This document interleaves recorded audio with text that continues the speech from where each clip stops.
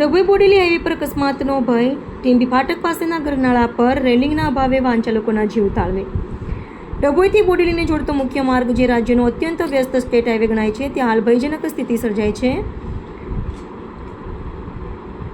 ડભોઈ ટીંબી ફાટક પાસે આવેલા ગરનાળાની બંને બાજુ સુરક્ષા રેલિંગ ન હોવાને કારણે અને મોટા પાયે થયેલા ધોવાણને લીધે ગંભીર અકસ્માતની દહેશત વર્તાઈ રહી છે.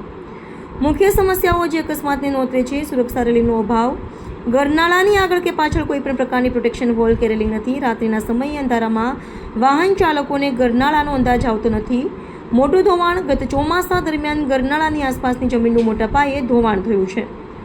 લોકો સવાલ ઉઠાવી રહ્યા છે કે શું સ્ટેટ હાઈવેના અધિકારીઓ ત્યારે જ જાગશે જ્યારે કોઈ મોટી જાનહાનિ થશે કે નિર્દોષનો જીવ જશે? માંગણી. વાહન ચાલકોને સ્થાનિક રહીશોની માંગ છે કે સ્ટેટ હાઈવે વિભાગ દ્વારા વહેલી તકે આ ગરનાળા પાસે મજબૂત રેલિંગ લગાવવામાં આવે અને રોડનું જે ધોવાણ થયું છે તે માટી પુરાણ કરી રસ્તો સુરક્ષિત કરવામાં આવે.